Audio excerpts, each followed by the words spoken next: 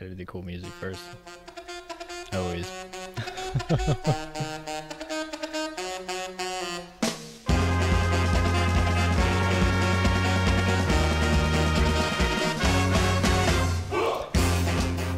All right, welcome back to another episode of the 86'd Life. I'm your host, Neil Strebig, joined in the studio with Pittsburgh City Paper's Celine Roberts. How you doing?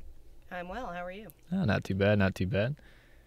Pretty excited for tonight's episode, though. We're going to be discussing, honestly, a pretty hot-button issue across the board, but an issue that definitely affects the service industry a bit more than some other professions. The idea of sexual harassment in the industry and a bit of the bro culture that comes into restaurants, especially from the back-of-house employees, that I think sometimes too often transcends in the front-of-house employees and overall atmosphere of the restaurant. A couple quick statistics, though, too, before we start diving into it. 2014 study by the Restaurant Opportunity Center United actually stated that 78% of restaurant workers reported some form of sexual harassment. A 2012 study by the same group reported that also, too, 71% of servers are also female. From that sexual harassment study, though, too, doubling over, 37% of sexual harassment cases from the Equal Employment Opportunity Center are all from hospitality workers as well. So it's clearly a pretty decent chunk and demographic there that we're not seeing other professions. It's, I think it's one of those things, and Celine, you feel free to chime in on this one. I think it's one of those things, too, to where immediate service, especially when you think about how certain restaurants are structured, it's a bit superficial. So I think sometimes certain power goes to a clientele, and they actually feel like they have a power over a server, whether that be male or female. And I think if ownership of a restaurant doesn't necessarily clarify what the intentions are, I think that's kind of where it doubles over and becomes a problem. And especially with the Rock United sense of things, with the fact that customers are sitting there groping service industry workers, and then they go in the back of house and really nobody has their back. I think that's a larger concern before we start diving into the actual bro culture of things and how the talk in that environment happens. I mean, ooh, okay, you brought up I know I brought up a bunch on that. That's a lot. That's all at the same time. I'm gonna move a little closer here. I don't even know where to start with that. I don't know if sexism in the industry is actually more of a problem than it is in other industries, so much as it's more transparent and there are more opportunities to exact as a person who has power, like a customer, to exact sexual harassment on people that are serving you, or employers to exact sexual harassment on their employees. I think what's happening in the restaurant industry is actually what you would see in the larger world if people thought that they could get away with it. Which is kind of a sick way to put it, and sick and sad, I should say. It's true, though. It's just less muted. Yeah, it's definitely up front, and there's no way to kind of hide in that sense. Right. I think that saying, though, that it's more prevalent just because it has a higher incidence of reporting is misleading, because then you assume that the rest of the world, that the restaurant industry is full of deviants, and that's why this happens, instead of I think what's probably closer to the real answer, which is people feel like they have more latitude in a less formal work environment. Formal work environments, corporate work environments, they have ways to deal with sexual harassment that sometimes actually result in firing or docking of pay. The restaurant industry doesn't have an across-the-board standard for how we deal with abusers or people who have been accused of sexual harassment. Hey, basically put a pack of wolves in a room and then see what happens, and then with no rules. Yeah, it's a problem in that sense. Dying off what you said with the fact that there isn't any actual plans in place, any HR kind of movements. What would that essentially be? The first line you'd think about, just as simple as it is kind of keeping your hands to yourself, and then also just regular dialogue. Because you work on a hotline, everything else. And a lot of times on this show we talk about fine dining. But on this particular topic, you have to understand that most fine dining establishments have a bit more rules in place, a bit more structure at times. Now, naturally, when you have cases like Friedman and Balotelli, you find out that that's not the case at all. But to certain degrees, there's some sort of professionalism at certain tiers of those restaurants. I would argue the opposite. I think with that's not the right way to put that. I think with restaurants that are more mainstream, more corporate, are doing like hefty lunch service, they're kind of doing the grunt work, you're actually going to see more corporations owning places like that, and therefore they're going to be putting corporate business structure on, more likely to, on a restaurant. Whereas franchise standpoint. Yeah, exactly. So like at McDonald's, which those people do like a large proportion of our restaurant work, even though we don't think about it that way. Yeah. There is a corporate structure there. There is an HR person that you can call and say, hey, this happened. Yeah. If you walk into a small fine dining establishment in Pittsburgh and you ask who their HR person is, they're going to point to the back to the chef or the owner and say, oh, it's that person. Yeah. And then the person who got harassed is going to say, oh, funny, that's the same person that harassed me. Yeah. And then they have no recourse. When I'm with you there with the franchise and all that. When I was talking with the fine dining, I'm kind of thinking more small mom and pop shops and diners, to where that's definitely, I think, a bit more of the norm. And I think a big reason why this happens, and structure is definitely a part of it, but you think about the first kind of entry point you come in as a restaurant worker. A lot of us kind of get grandfathered in.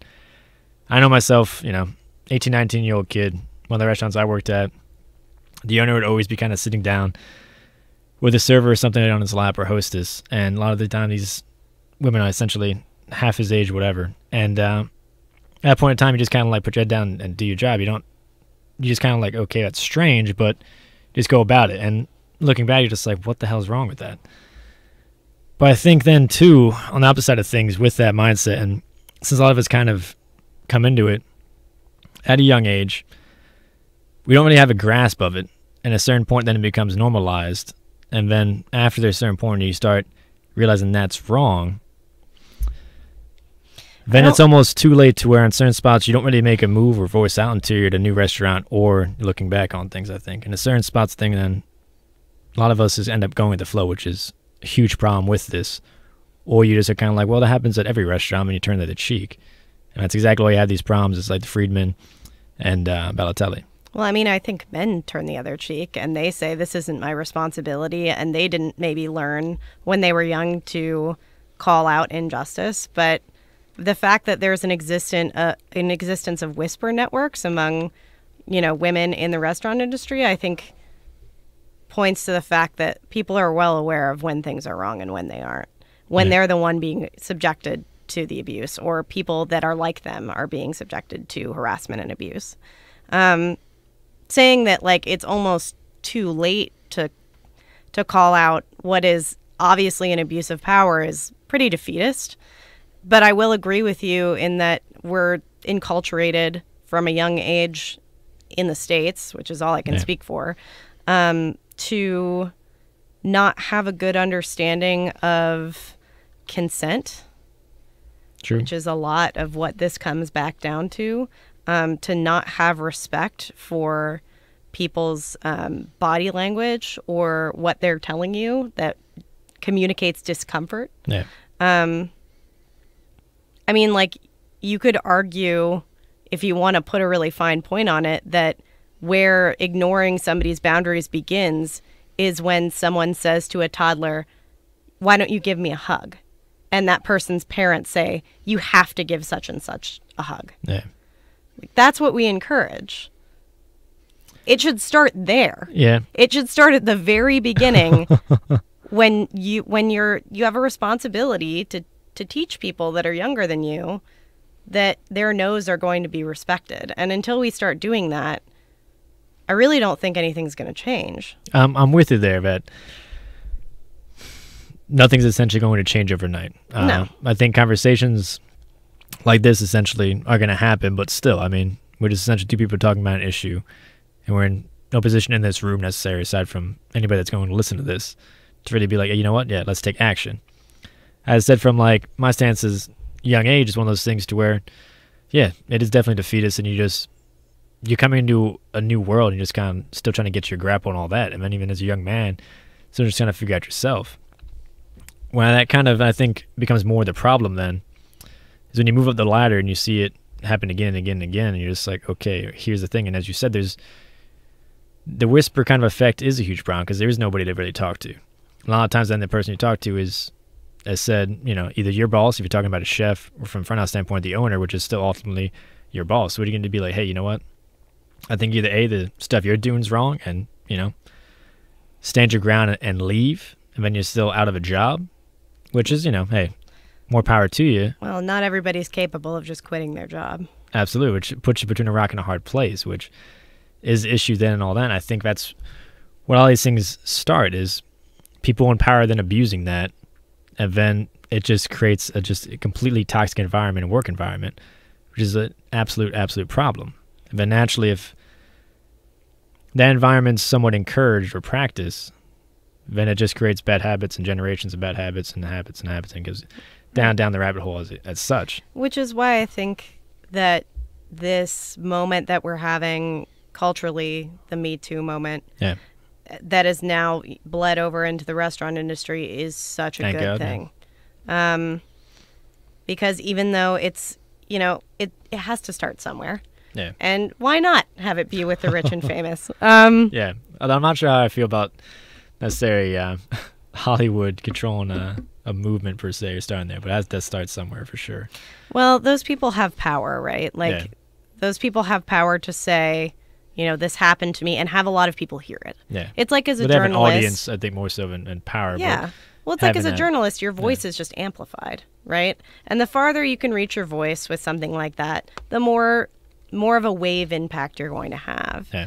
So the fact that these people who have been harassed are coming forward in spite of the personal consequences that they may or may not face is incredibly brave. Yeah. And I think that they're starting, hopefully, a change in tide that will bleed through. Hopefully. You make a good point on that. But I'm going to switch gears a bit in the sense of, I actually don't even know. Have you ever worked in the industry or not? Yes. Okay. In your instances in that, actually, did you ever see any sort of sexual harassment, groping? You have to kind of, I think any restaurant, you end up seeing something inappropriate, even in the slightest degree. I wish I could just laugh into this microphone. Like any woman or femme presenting person who has been in the restaurant industry in any position, I can pretty much guarantee you they've been sexually harassed. You can't see me right now, but I'm a white woman. I'm I come from an upper middle class background. I have a lot of privilege. So I don't know if it happened to me quite as much as it happens to women of color all the time, to trans women, to gender non-binary people. I can't speak to that experience. Yeah. But for me, are you asking me for specifics? No, not specifics, but I'm saying, did it happen? Absolutely, and a lot more than once. Yeah, well, that's the whole point. Because I'm with you. You can't work in this industry and not sit there and be like, yeah, it doesn't happen, because it happens every shift, pretty much on the hour. It's goddamn like the local weather forecast every hour on the 8th. Have you been sexually harassed? As a guy in that sense, not.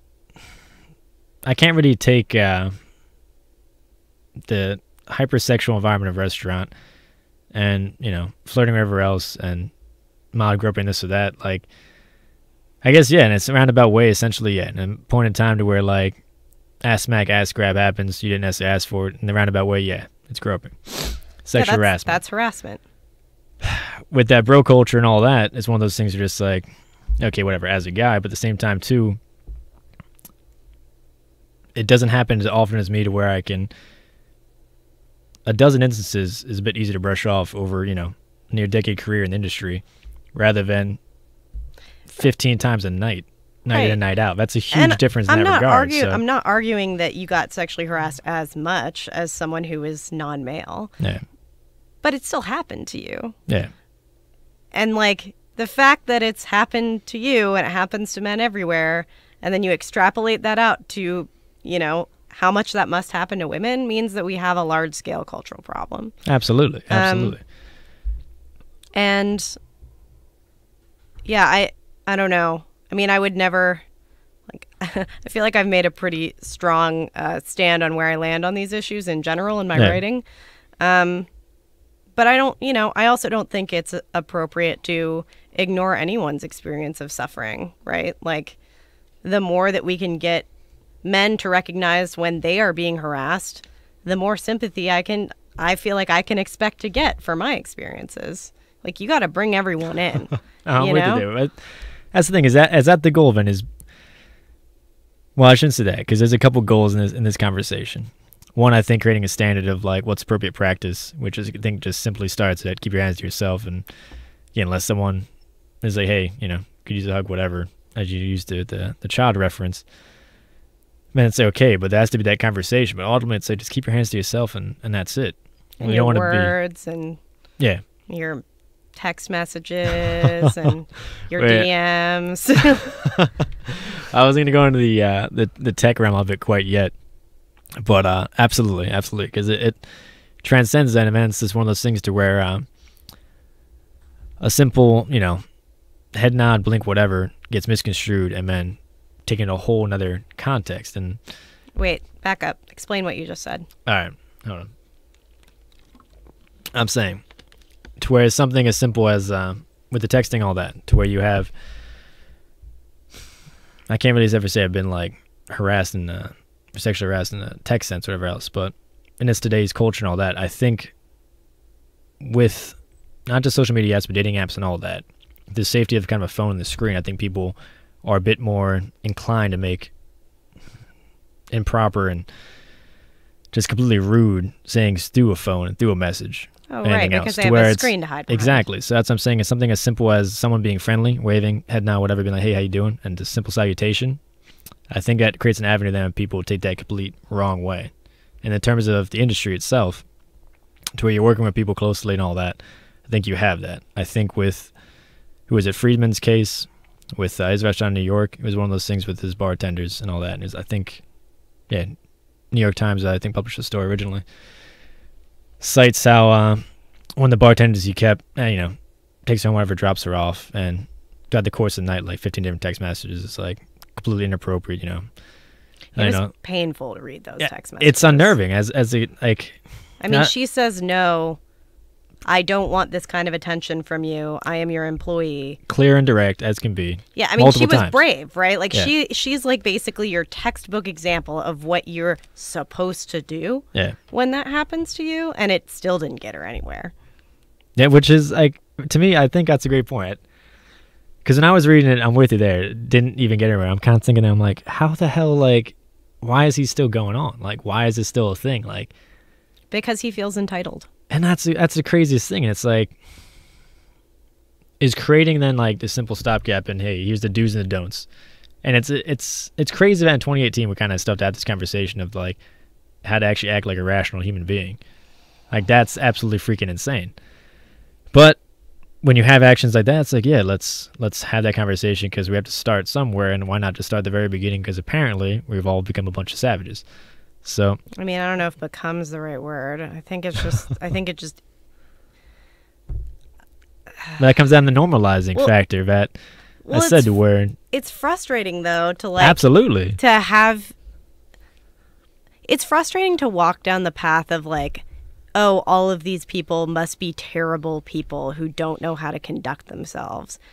When like, really, I'm more interested in not like generalizing blame like that. Like, right? Like, it's more about saying these people are part of a culture that perpetuates disrespect against those that they have power over. Yeah. Right? Like, that's not abnormal. I wish I could sit here and say to you that those are isolated incidences. But I recently wrote a piece for City Paper. It was a blog post called "Victims Don't Need Hollow Apologies." And I addressed sort of the Me Too moment that was happening in the restaurant industry. It was right after the piece about Charlie Hollowell came out about sexual abuse in his restaurants. And it was like the fifth piece in 5 weeks that I had read, and I couldn't take it anymore. And so I wrote something about it. So I had to pull up all of the past articles with all of the accusations and read through them over again. And the monotone nature of those transgressions, reading the same thing over and over, the same reports over and over saying, he touched me inappropriately, he groped me, he wouldn't let me out of his car, he assaulted me, he raped me, all basically in the exact same terms, was so... It makes you see that it's like these people are monsters, but monsters are everywhere, and it's not just them, right? Like, they're not unique. It is so disheartening. Yeah. To see that. It's the reality of it. It is disheartening, and like, I don't know. But where does that come from, right? Like, where does that root? How deep does that go? How deep does patriarchy go? I mean, that's yeah. I mean, that's a question I ask myself every day. But yeah, I think it's being exposed more and more by the second a minute, at least right now, which is awesome and good. But how deep does the sea go? Yeah, that's, like I said, it's the normalizing factor. I think, especially in hospitality, is I think the biggest contributing factor.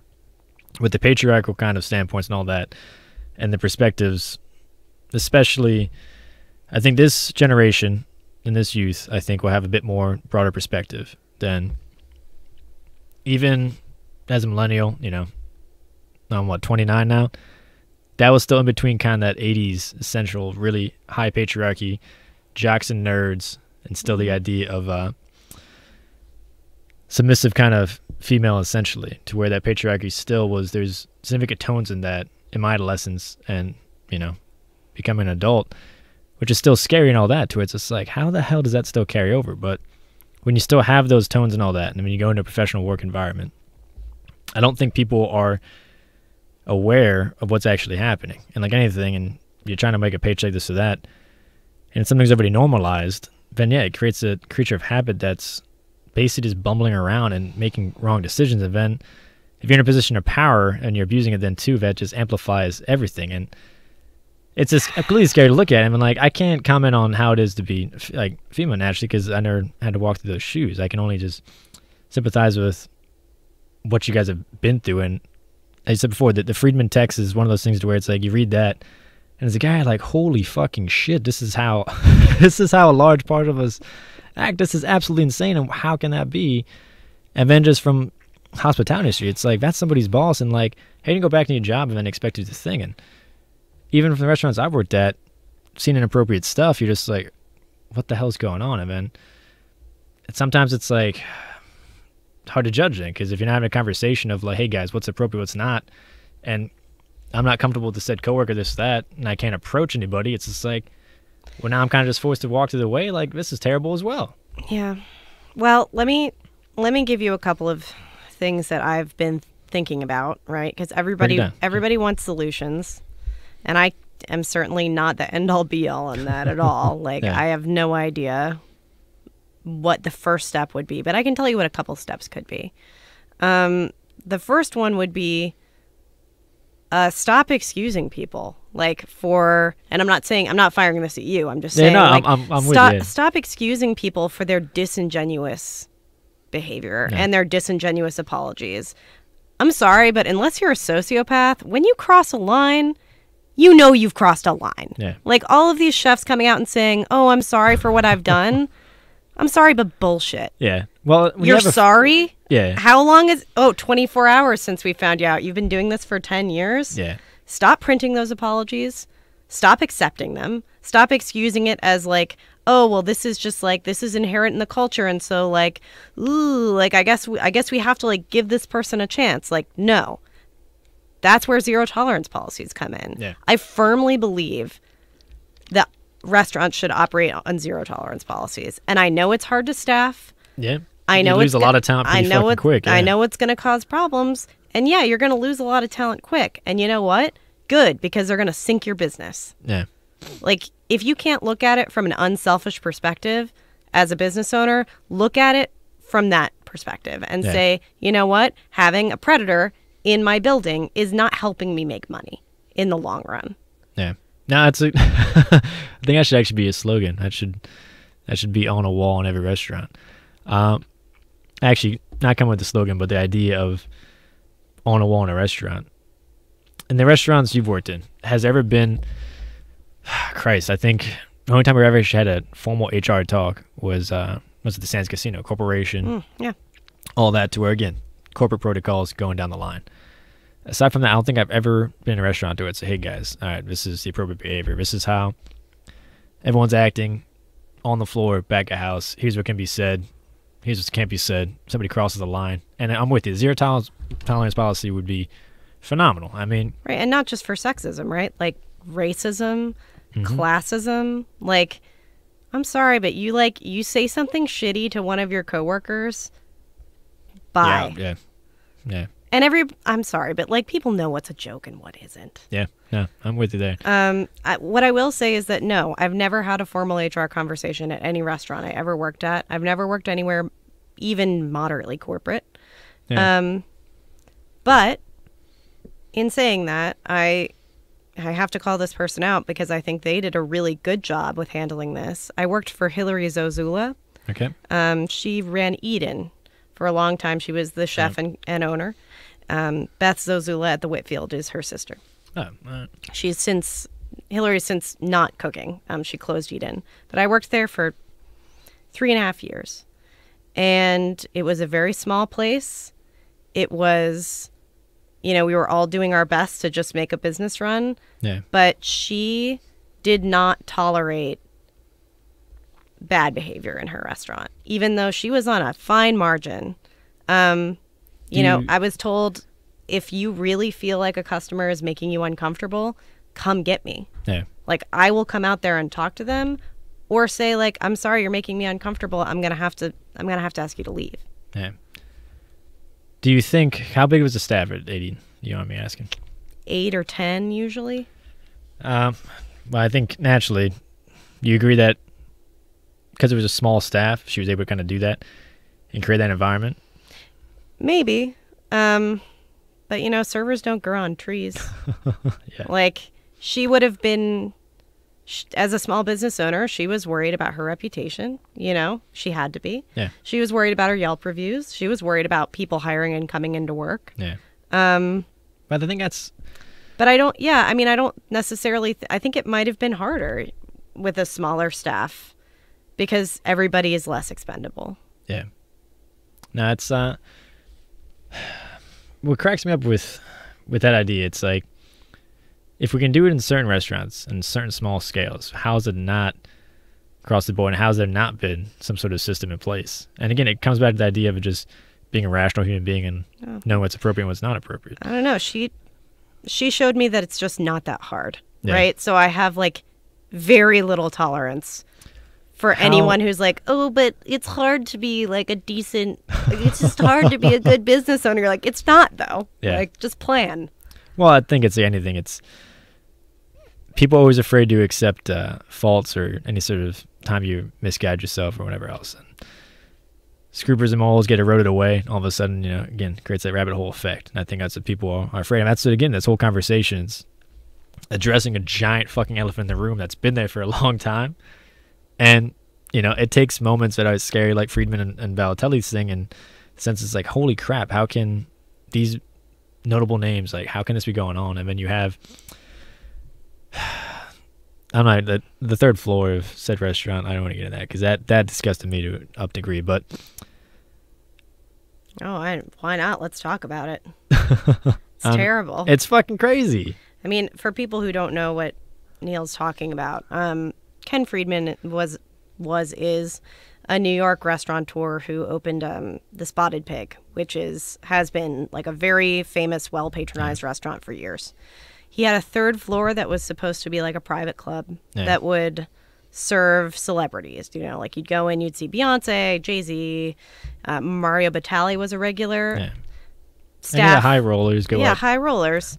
But apparently this particular environment was completely rife with abuse. Yeah. Batali was apparently referred to as servers as the Red Menace because he would come in and so consistently grope them and assault them. Yeah. One server reported that she saw Batali on top of what appeared to be an unconscious woman trying to kiss her. And that was going on in the open. These servers were expected to stay until the end of the service. To be employed, they were expected to tolerate that kind of behavior. Nah, it's crazy when you look at it from like a perspective. It's like, okay, if that happens at any restaurant, lights go off, everything else, just like, this is absolutely insane. Like, how can this be? Then you take it and you're just like, all right, this is happening at one of the premier restaurants in one of the largest cities in the world. Mm-hmm. And names everything else involved, and it's just like, yeah, nobody said anything until now. Exactly. It's like, how does it go that far? Like, how? It's absolutely crazy. And as it comes in, that checks and balances, and what is the system in place then that people feel comfortable enough to speak out on this? And when they feel like they're going to get support.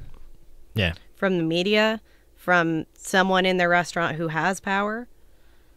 I mean, that's when people come out of the woodwork, right? That's why this watershed moment is happening right now, because people are like, oh, someone else said something and the worst didn't happen to them. Yeah. They didn't lose their job and then fade into obscurity. And like, this is a topic I told you I didn't want to leave out, so I'm going to talk about it right now, which is that you can't pass over intersectionality in this conversation. Mm-hmm.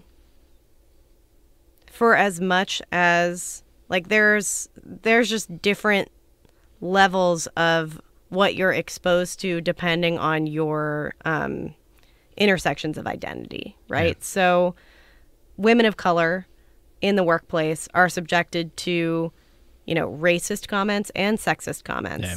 Trans people, super, super high levels of violence perpetrated against them, along with sexual harassment, perhaps racism if they're a person of color, as well as having a high chance of being fired for not being, gender conformative in someone else's eyes. And I think it's the responsibility of people who do have privilege but still have less power, so I guess like the least oppressed of the oppressed, to use some of that privilege to elevate the voices of those who may still face incredible consequences if they come forward. Yeah. Who might still have, even in this moment of cultural awareness, come forward and be forced into obscurity and be, lose a job, lose their income. We haven't even begun to touch the surface of the disenfranchisement of anyone who is of color or is femme-leaning. No. Well, I think this conversation stems into the problems with racism that happens in the industry as well. And I mean, I think still the 2012 study too by Rock United, 11% of restaurant workers are undocumented illegal immigrants, which again, for as inclusive as hospitality industry is and as inviting as to it, kind of opens its doors to people from all walks of life, it still suffers from things that I think we often just associate with corporate America more times than not. And that's the saddest part, because it's happening all the time nonstop, and it's happening at such a higher volume, I think, if the numbers tell us anything. And that's the scariest part. And then if nobody's out there and nobody is supporting in individual restaurants, it's like you're going in and working in a chaotic environment in a profession that oftentimes does not even love you back. And then it's just like you have this on top of it. Like, it's just suffocating all around. It's absolutely nuts. And then I don't know if I want to dive into this, but screw it, why not? With the idea of legal immigrants and all that and coming into this industry, I want to have the problems of racism in the hospitality industry, because that's another broad topic, and this is broad enough. It's one of those things to where I definitely want to talk about on the show, but for now let's keep target. But do you think an influence from other cultures, though, too, in the patriarchal stance kind of help create this monster that is, though, in the sense of hospitality industry? You're going to have to ask that in a different way. All right. You look at, I'll definitely use Latin America and even Japanese culture too, to where it's I think, a bit more patriarchal at times, especially from a home value and certain sentiments that go into that. I think there's a heavy influence of, and I'm not trying to like target anybody in that sense, but when you think about land influence in kitchens especially coming over and differences in culture in that, to where I definitely think it is a bit more suppressive between genders and all that, and not as open-minded. And oftentimes, I think that comes into play in kitchens. I mean, I think most of the kitchens I've worked in have always been, at least, I'd say, a third of the staff Spanish-speaking. Mm-hmm. Great people, whatever, awesome, you know, ones I've worked with at least, never any issues with. But still, some of their culture and, like, conversations I'd have with them are kind of, like, mind-boggled, because it definitely would be then a repressive kind of thought, and that female staff or whatever else would not the same value, and it would definitely be kind of the what's the term? What is the male stare or no male glaze kind of thing? Male gaze. Yeah. So I can speak a little bit to that. The restaurant jobs I've had have not been heavily staffed with Latinx people. I have lived in Latin America, in Cuba for a while. I never worked there. Was not allowed.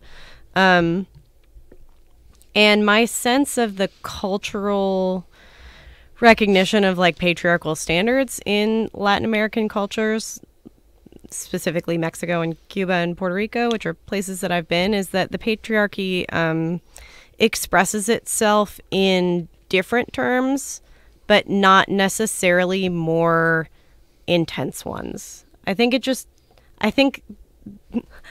sexist and like machisto ideas in Latin American culture and in American culture are probably equal, but they present themselves in different ways, right? Like here, it's just more hush hush. There, it doesn't mean it's not there. Yeah. In fact, it's like more insidious in a lot of ways, Yeah. because you're forced to guess what someone's motives are. As far as how that might carry over into restaurant culture in the States, I don't think that there's any reason that if you had a policy of dealing with those kind of instances, like sexist or instances of harassment in a restaurant, that anyone who is Latina or Latino working in a kitchen or on the floor wouldn't understand and conform to those expectations. Yeah. Right? Like, it's about setting a precedent for a restaurant. It's not about setting a precedent for the people. Yeah. No, and if you're like, let's say that you're an immigrant and you got your first job in the States, and maybe you're talking in a way that is like laden with machismo or, you know, laden with sexist tropes. Yeah. And your boss says, we don't, you know, like at this establishment, not in America, because we definitely accept it here, but like in this establishment, yeah. when they got hired, these are the rules. I don't think it would be a special problem, right? It's about laying boundaries and expecting people to adhere to them. That's not about being an immigrant or not. No, I'm with you in it. I'm kind of glad we keep coming back to the idea that it's as simple as having said guidelines and here's the rules, here's the conversation. You know, it's not that hard, guys. You just have to follow through. Yeah. You have to be prepared for when you lay down those guidelines. And this is the thing that I don't think people have really accepted, right? Like there is a lot of lip service paid to like, oh no, like we're a tolerant workplace and we are a no tolerance policy for harassment. But then when something does happen, all of a sudden, oh, well, I don't know if that really qualifies as sexual harassment. Or I know I said that I was going to fire someone if an incident happened, but I don't really feel like adhering to that because they're my best worker or because I like them specifically. Yeah. You can't pick and choose who you apply the rules to. Well, I think that's a big part of the conversation, though, in that sense that without a guidelines, it creates that sense then to where friendships and are essentially more valued than the actual workplace standards. And that creates a whole issue in itself then to where people like Balotelli and Friedman can get away with certain things because you still, on the opposite end of it, they have pockets of support that still allow them to do that. And I guess that's the most horrifying part of it, which is it's crazy. And like, I don't know, I'm enjoying this conversation, but at the same time too, it's one of those things to where I kind of rationalized before we came on air. It's just like, no matter once you start getting all this stuff on the air, no matter how you slice it, it's so unnerving, and it's the reality of it all. And like, to me, I guess that's the more eye-opening thing. It's just like, oh, it's crazy. And it's not though. It's like I think the thing that I want to get across to you is that I appreciate why this is shocking to you.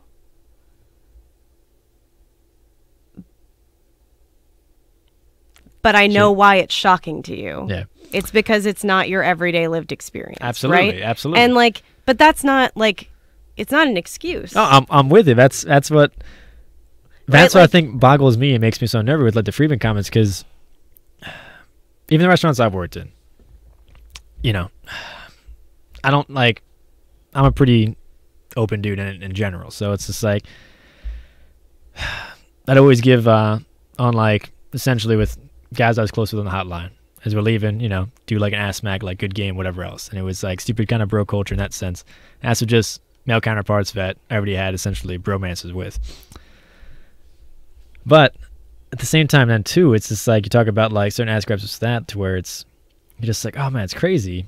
And you look at it from a different standpoint to where as a guy, like, I don't walk down the street, I don't get catcalled or anything else. I don't have to deal with that. I don't have to deal with any sort of looks. It's just out of the mind. And that's what I was talking about before with the idea of generationally speaking and like getting brought up to where I always hate the term out of sight, out of mind, but in large part as traditional kind of roots of patriarchy as a male, that there's such little influence to really, unless you take a cognizant look and like look at what's going on in the world, it's tough. And I'm with you. It's no excuse or anything else. Well, I think until you get older to really open up and be like, holy shit, this is so inappropriate. But we shouldn't have to wait for that. I'm with you 100%. I believe you when you say that. But I think the problem that we're having with men being allies is that, you know, women and people who have femme identities are getting a lot of pushback when they're saying like, I'm sorry you didn't recognize it, but that's because you didn't bother to try. Yeah. Like, you never tried to look at things from my shoes, and I spend all day trying to, like, that's just part of my everyday life. Like, I'm sorry that you have to, like, lose your, like, beautiful world where everything is just fine, and you don't have to think about how your actions might affect someone. Yeah.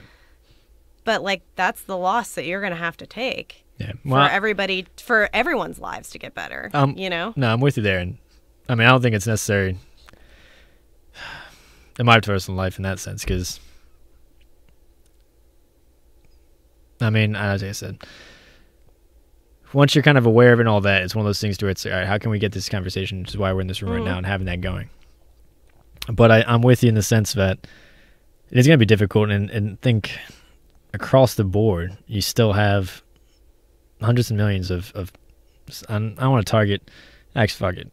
Definitely 100 millions of males that still think like Friedman about that and still kind of abuse of power and still want to kind of keep that. Oh, and that's... Why would you want to live out, like, give up your sweet spot? I'm saying, but that's what I think the craziest part is. And then from just the employee standpoint then, too, it's just like, you don't want to say, like, Viva la Revolution, like, you don't want people to lose their jobs with that, but can it really be that hard to simply just create an HR role in any given restaurant? Apparently it is, but I really think that that's because people who are in power haven't seen any consequences for their actions until kind of now. Yeah. And even now, I sort of like, I kind of side eye what those real consequences are going to be, right? But like, there's been no reason for them to actually enforce the change. Yeah. Because they haven't seen any real pushback. Yeah. Well, often these things have been brought up and then they just kind of like go away. And so people just go back to what they were doing because that's what they're used to and it doesn't cost them any money and they enjoy their position of power. But right now, you know, I really do think it is on the shoulders of people who do have the resources to say like, I'm not going to work at this job anymore because you're treating your employees terribly. And like make a stink about it. Yeah. You know, like not everyone can do that. Not everyone's in a position where they can, but the people who can have a voice and not risk losing everything, they need to do that. Yeah. And like that is why there's mixed opinions on this, on like male allyship, but I am all for it. Like, do the human race a favor and share some of your privilege to make everybody else's lives better, right? Like, everyone is oppressed until no one is. Yeah, I'm with you there. It's that's a difficult thing then, and I think what it just amazes me is it's like, think about our conversation here, and then even to people that listen to this, that like hopefully has an impact and all that, but even still, the idea that sharing in that sense, it's not going to be the norm for anytime soon. And even in the restaurant industry, especially with the idea and the fear of losing a job, I think that's what creates this beast that it is. Mm-hmm. Because it is a tough industry, and despite everything, there's pretty much no security how you go. And then you're coming into a hostile work environment to where you feel attacked, using everything else, and still no support system at all. I would use the term suffocating, and that's exactly what it is. And then at the end of the day, as you said, it's probably just going to be brushed over and ultimately be the same thing in a couple of months. I mean, I hope that's not the case at Friedman or Balotelli's restaurants, but in a roundabout way, things always get worse before they get better, so they probably will have that brush over, and hopefully the fallback comes. Or it's at the immediate fallback, restaurants close up shop, bing, bang, boom. Staffs, should be talented enough to get new jobs, and it sucks to kind of restart in that sense, but I don't think anybody in those establishments, I don't know how you could want to go back there if those said names are still involved. Yeah, I mean, I think honestly, and like as is often the case with large scale problems, we just have to start one restaurant at a time.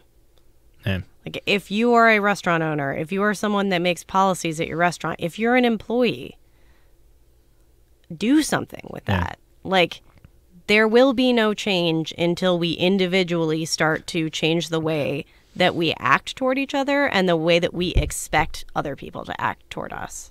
Yeah. There's just no other answer. I mean, like, I can't say, like, tear down capitalism and, like, tipping is inherently racist and sexist. Yeah. Like, let's just get rid of that tomorrow. Like, I can't, as much as I believe those things world, and would love to say them, I can't. Yeah. But what I can say is that, like, and I hate to go, like, rah-rah and woo-woo, but it's the truth. Like, you can make a difference on your very, very small individual level. No, it's true. You got to fight the good fight when you can. And it definitely does start, it's anything. Even the tipping model on that we talked about. Each restaurant has to kind of incorporate their own way, but it starts with that idea of, hey, this is what we stand for. This is the rules we have in place. And I think that also comes to something we haven't necessarily talked about, started with, but the customer interaction. And I think that's a huge factor in itself then too, to where if a customer is acting a fool then too, and that support system's not there, then it just, again, it's a downward spiral, and again, that's not helping anything. But if the restaurant rules up front for the staff and implemented to the customer, then yeah, hopefully that stops the transgressions, and we can actually start being rational human beings, go out and enjoy a bite to eat, enjoy a cocktail, and not have to sit there and sweat or feel threatened or just be uncomfortable. Mm-hmm. Which I think is it's so simple in the sense of just like, think of how uncomfortable you are in worst state, and then that's essentially how half the population lives, more than half the population lives, and that's absolutely terrifying. And as a white male, like I said, like, it changed for the birds essentially, because it's all I can do is be like, hey, I can sympathize, but I'll never know what to, walk in your shoes or what it's like to live in a patriarchy as a female. Like that's woman. It. So as a woman. Lo siento. Yeah. Yeah, I mean, at the end of the day, like what I used to tell people when I'd like finally had it as a waitress, and I maybe said this once, mm-hmm. but it felt really good, was, I don't come into your job and like, yell sexual comments at you. Like, do you want me? Maybe I would like to come and stand at your desk and grab your face. Because that's what you literally just grab my face and I'm at work. I'm just picturing the actual somebody just walking up and just, like a little kid in this. That's what he did. He grabbed my face. That's crazy. And he was so shocked by that. It was like I almost saw a glimmer of recognition in there, right? And I think also, like, the more that we drive home the fact that restaurant positions are legitimate jobs that you can have forever and that are a career, the more you're going to see that respect from customers. But that does start from the inside, right? Like, it starts with the company saying, like, this is a legitimate job. Like, you have a right to be respected at work. You're going to come to this job for, like, maybe the next 40 years. Yeah. And that's a perfectly fine way to live. Yeah. And we don't, we have this idea as a culture that restaurant work and the people who work in it are throwaway. It's a stopgap job, stopgap profession. And that's just not true anymore. No, it doesn't have to be. It's still, I think that comes back to the idea of the tipping policies and all that, which creates that kind of job stagnation because there's not too much upper crust in the sense of advancement, which is a problem and all that. But I'm with you. The conversation still starts in the sense of treating a profession naturally creates a level of respect that hopefully translates to the customers. Here's a counterpoint to, and just the conversation in general. It's still, no matter what, I think you're still going to have a large amount of servers. And this isn't, for establishments like Hooters and all that, which are literally just inherently wrong in that sense, and sex sells and all that. But I think there's still a level of servership across the board to where people still understand that you almost have to flirt and everything else to make your money. And it's one of those things to where how much damage does that do that you don't really realize in the course of a night? Like, simple myself, like, if I'm serving a table, I probably lower my voice down a couple decibels just to kind of, create an ambiance in all that sense. And that's, shitty me and all that, but at the same time, it means a bit more change in my pocket. And okay, cool. You find people respond to lower voices? So, it's the only way I can not make myself sexy at the table aside from talking. Ah, okay. So. All right. I was like, I'm lost. No. So it's not like I can just unbutton my shirt and be like, hey, how you doing? I'd just be a mess. And I don't have Chris Kattan there with me for the Antonio Banderas sketch to really be like, too sexy. But still, I think, how problematic is that servers will still do that on both sides, like the gender spectrum? It's I think that they've been taught just as much as anyone else that part of restaurant work is about is like this weird combination of, it's like crossed over the line from being personable and approachable to, like, the expectation is that your server should somehow provide you with, like, some sexual entertainment. And I never really realized where that came from, right? Because, like, I'm all for sex work. That's a legit profession. Like, you want to go out there and make your money, like dancing or being a cam girl or whatever, I'm going to 100% support you. The crazy part is you actually get to make your own rules in that work, whereas I think serving there's a lot of violence in the sex industry. No doubt. But that's what you're there for. That's a job. That's a legit job is being sexy for people, right? Being a server, the part of the job is not being sexy for people. It's providing an experience where you get to sit at a table and be served. Yeah. Right? Like, why conflate the two things? There's no reason. There's no need. Like, that's not what that person signed up for. Not that, and I'm not saying that, like, sex workers sign up for sexual harassment. They don't. No. They're rules. Like, but they're jobs, Like, and if part of your job description, if you get hired at Hooters and people say, like, part of your job description is to wear a low top and you accept that as part of your job description, flirting is part of your job. It doesn't mean that being harassed is part of your job. No. It doesn't mean that people have the right to violate your body, to touch you, to say nasty things to you. But we're working on job descriptions here. Like, being a server at a restaurant doesn't mean automatically I'm going to flirt with you, and that's part of this. Yeah. No, it's well said in that sense. It's I think you hit the nail on the head in the sense that it's not part of the job description, but I still think naturally it's going to happen. You're still going to have servers that have that mentality, and I think kind of hurt the conversations we're having for the last hour here more so than not. And I think it comes back to the things that things still kind of stay the way they are, and it still comes down to the sense where you put those protocols in place to be like, hey, you know what, be friendly, be approachable, but end of the day your job is to serve and give them great experience. If it anything in that conversation and getting that experience at the table makes you uncomfortable, then hey, either A, like, leave the table, and it has to still begin. Be that conversation of, here's to go talk to, steps of protocol, what can we do to make sure our staff feels comfortable. And I'm with you, though, too, in the sense that from the guest point of view, if the entire industry is viewed more as professional, yeah, that makes things a bit easier and a bit clearer.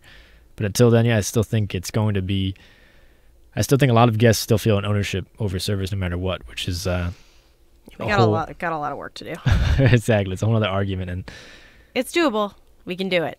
I can't, for as like passionate as I am about this issue and for as infuriating as it can be for me and as exhausting as these conversations can be for me, because it is like a lot of emotional labor to talk about stuff like this.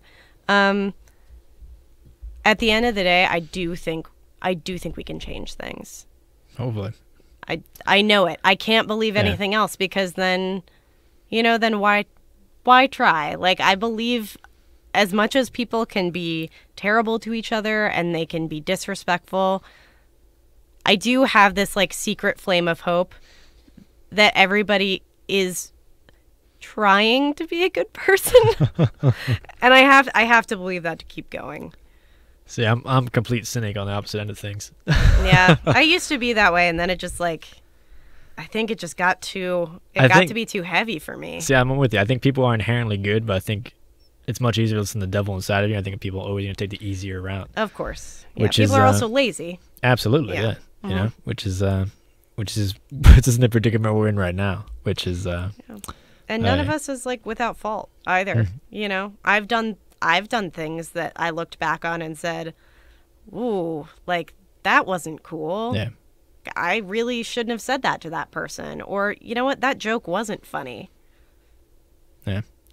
And like, you can't jump into the DeLorean and had to go like apologize, you know, and like, I don't know, maybe just try apologizing more. That's also a good start. Like, just admit when you were wrong in a genuine way. It's really hard for people. Yeah. Well, I think it's taking ownership in your actions, which no matter what, and this isn't just specific to sexual harassment, it's just people, I think, are always afraid to kind of look themselves in the mirror and be like, hey, you know what?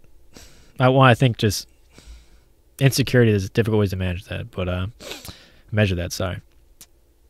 But I think just self-awareness is something that America has a huge problem with, and people just aren't confident in themselves, and then ultimately it creates these problems to where they're not taking ownership to their actions, and then they kind of find the easiest way to excuse themselves, which create these Friedman and Balotelli situations to where people are doing something wrong, someone might just see whatever else, but they're too afraid to speak up, so then it just, again, creates this rabbit hole of just complete nonsense and just irrefutable stuff, and that's the problem. And it hurts good-natured people involved, associated with it, and creates a culture that, unfortunately, we're trying to erode and break away, but we still have to deal with in the immediate future, which is the scariest, most depressing part of it. But hopefully, we can get some restaurants working on actual step-by-step, keep your hands to yourself, think before you speak. Very simple kind of notions that I don't know where the hell they got lost in translation along the way, but... Media, this is your responsibility, too. Very, very true. Very true. But, Celine, always appreciate when you're on. I think we, I don't know if we necessarily discovered a reason, a recipe for it, but... I don't know if that could be an expectation, but...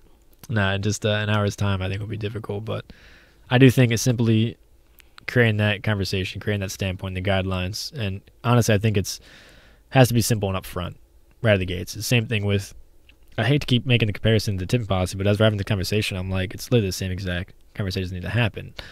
I think right up front, the actual employees need to essentially put it on paper to the guests, but ultimately has to be carried out from the restaurant itself, from inside out and reflect it to the customers. Hey, this is what we're all about. These are the standards.